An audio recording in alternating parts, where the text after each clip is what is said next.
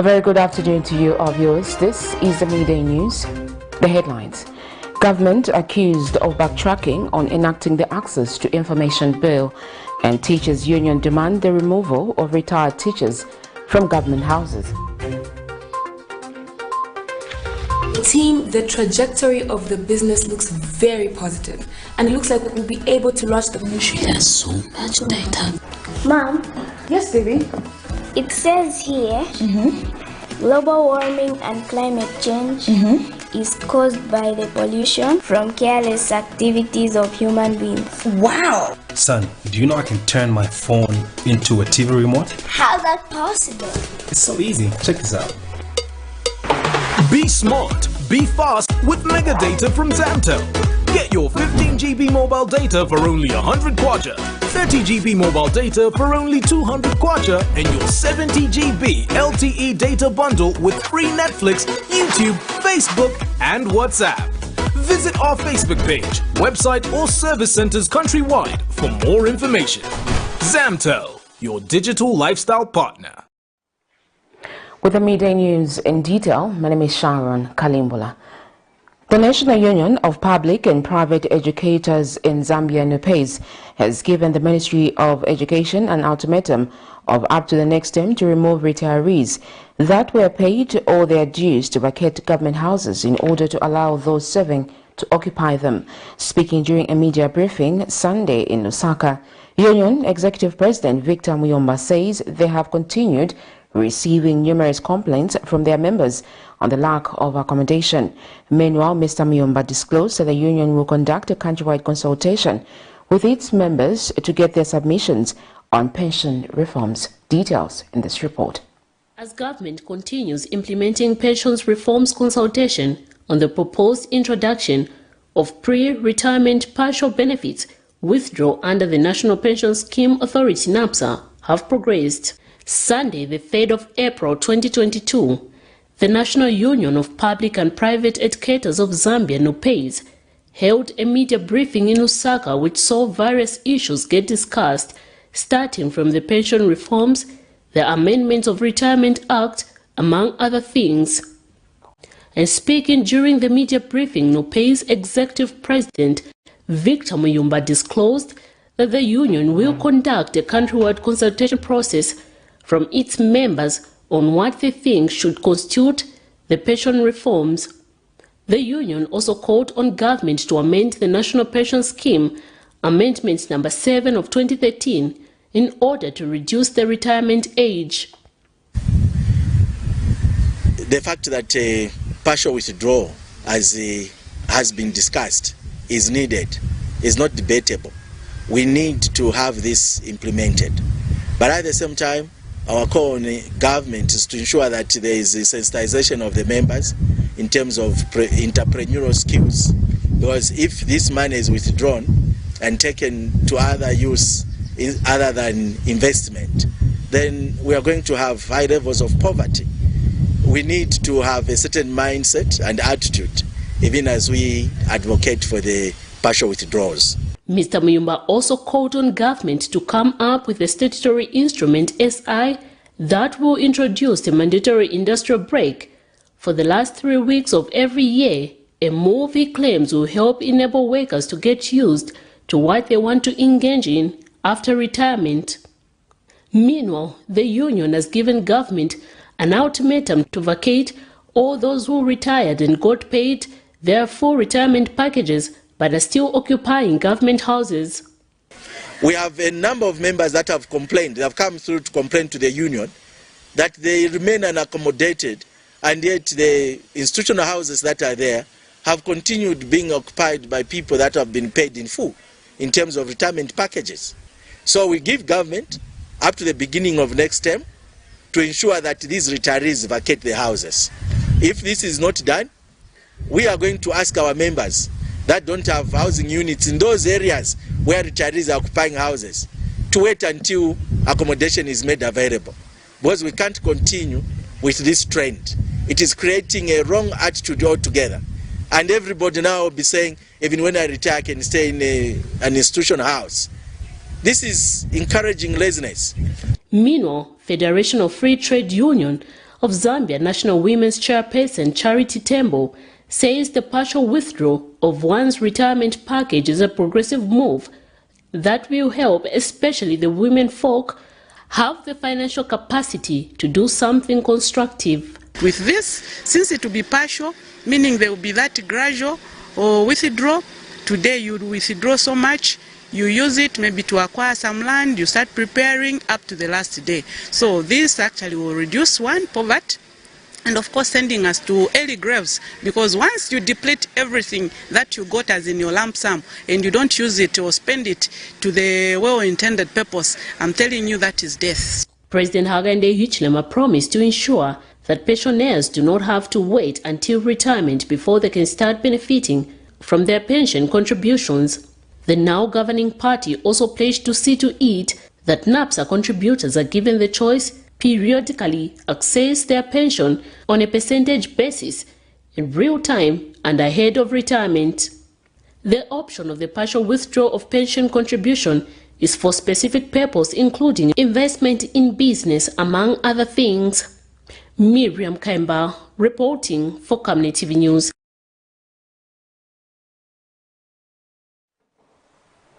Stakeholders have urged the United Party for National Development Administration to actualize its obligation to deliver inclusive access to water and sanitation, considering that it is a rights issue.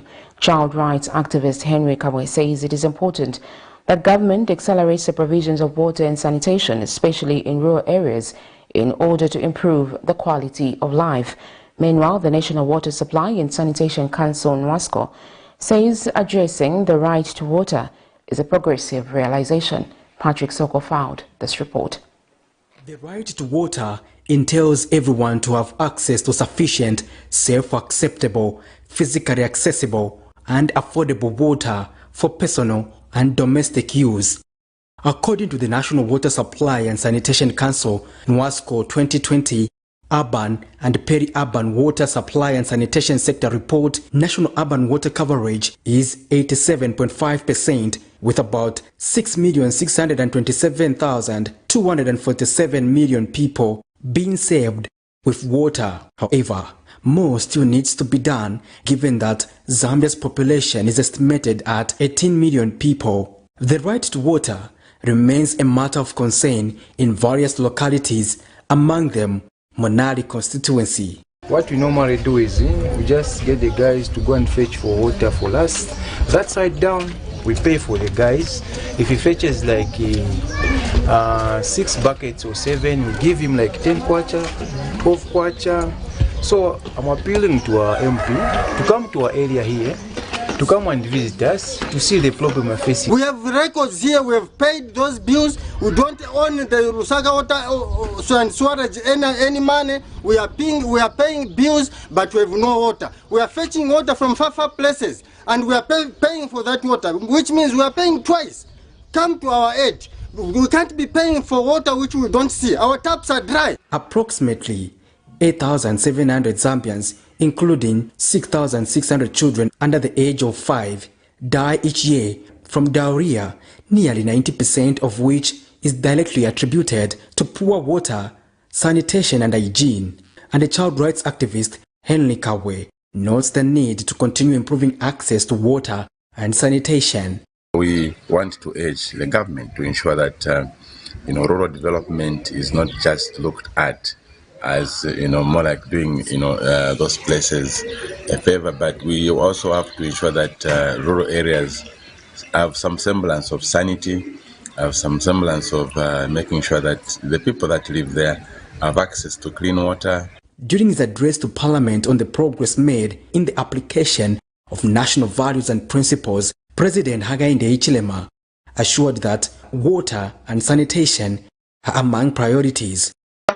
We are also working to enhance access to water and sanitation. Again, wonderful instrument, never thought about before. Good portion of CDF will go to water. Spoke to National Water Supply and Sanitation Council, NWASCO Chief Inspector Peter Mutali, who outlined the commitment towards resolving the right to water. They say water is a human right. It does not mean that overnight every person should have water. In fact, United Nations, what they require is that when you declare that water is a human right in your country, you need to have a program that will ensure that all the people have access to water. So it's a progressive realization. It's not an overnight realization. So when you come to Zambia, for instance, we have got our Vision 2030. That's a program. What we want is universal coverage. So by just virtue of having such a program where we want to cover everyone, it means that for United Nations you have met the requirement. So it's a progressive realization. It's not an overnight realization. Mr. Mutale adds that all the 11 water utilities are cognizant of their responsibility towards achieving universal access to water. So for us as NWASCO, because of this issue of human right, that's why we're talking about cross subsidy for water, because what we want is that at the end of the day, each and every customer should afford this. It's in line with what we are talking about. And also, when you look at our license conditions or our license requirements, we require that when you give a license to a commercial utility, progressively they have to cater for each and every person that is under the service area.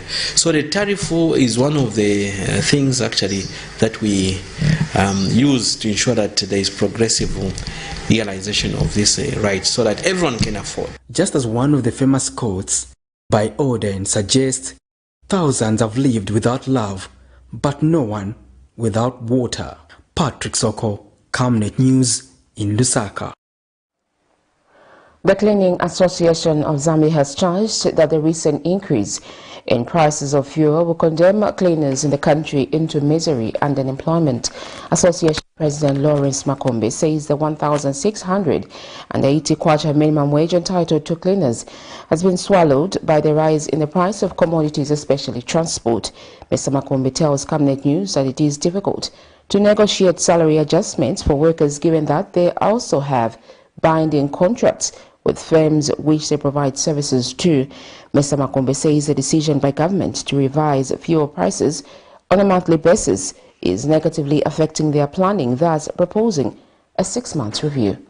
It has impacted us very negatively in that we are failing to plan, and right now we are facing challenges in that the escalating prices of fuel, especially the recent one, where now the fuel has been increased by over 4.5 kwacha. What has happened is that we have to now go back to the companies that have contracted us to go and negotiate or renegotiate our contract sums. We already know that this is a challenge because we have faced this before.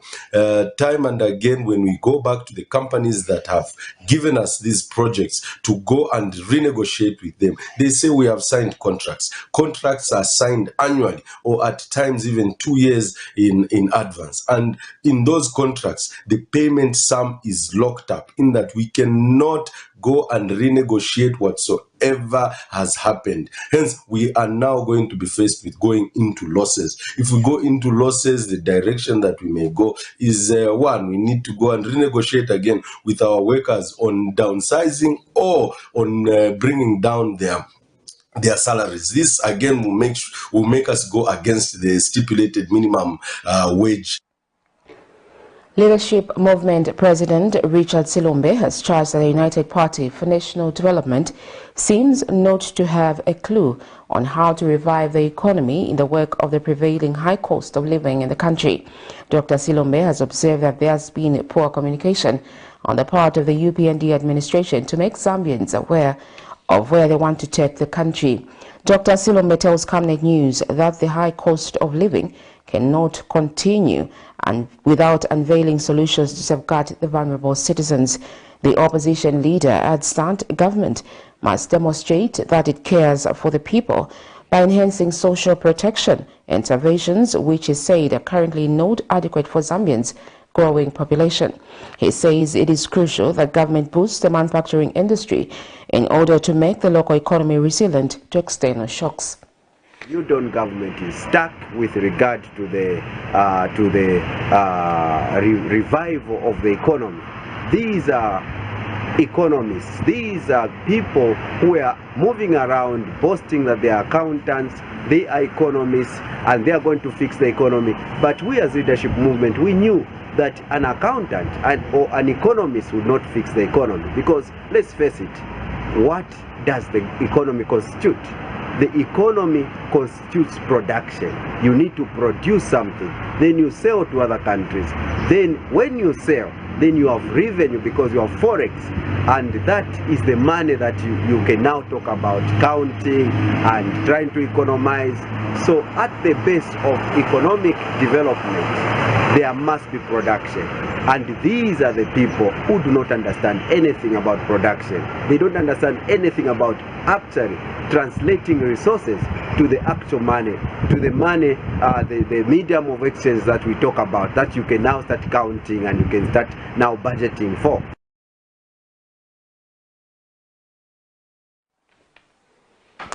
Governance, Elections and Advocacy Research Services, GEARS initiative, says the country needs to be action-oriented on the enactment of the Access to Information Bill, which has continued to drag for many years.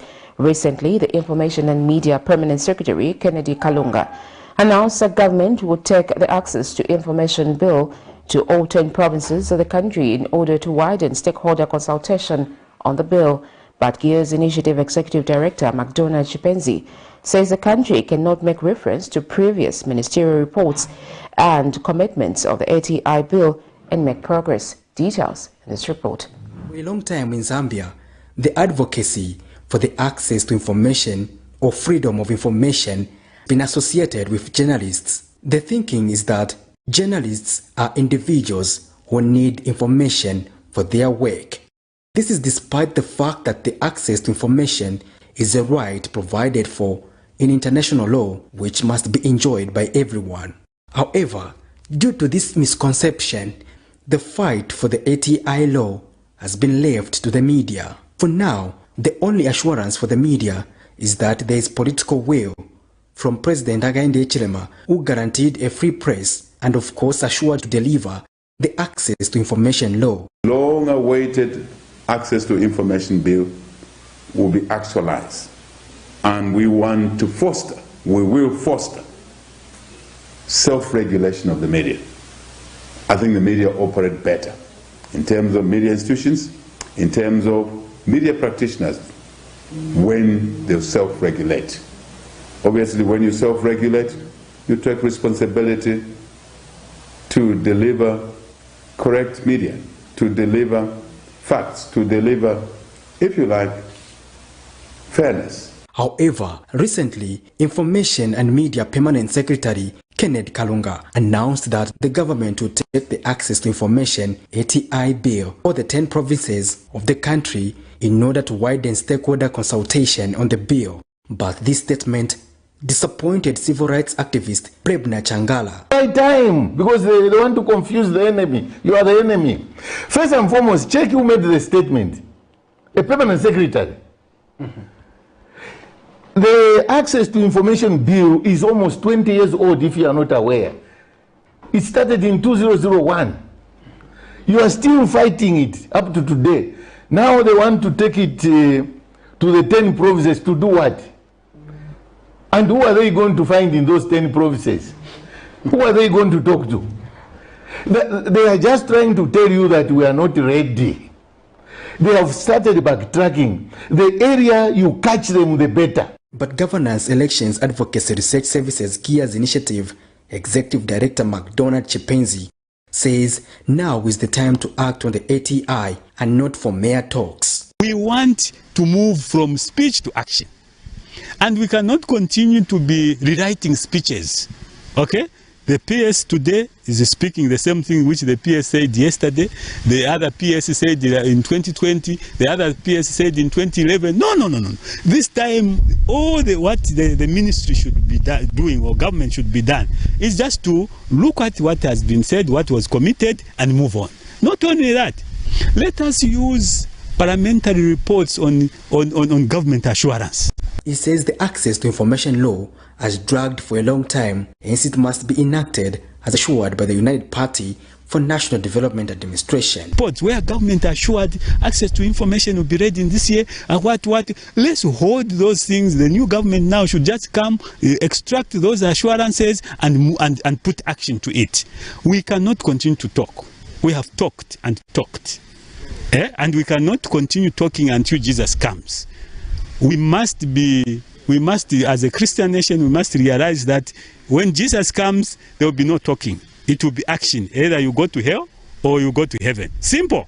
Nothing like, no, mana, me, I need to explain. There's no explanation is account for your stay on earth. On the 3rd of May 2022, Zambia will join the global community in marking the World Press Freedom Day, again without the access to information law, but commitments. Patrick Soko, Camnet News in Lusaka. Well, that item brings us to the end of the midday news. The headlines once again. Government accused of backtracking on enacting the Access to Information Bill. A teachers' union demand the removal of retired teachers from government houses. Well, thank you so much for choosing Camnet TV. My name is Sharon Kalimbola. Good afternoon.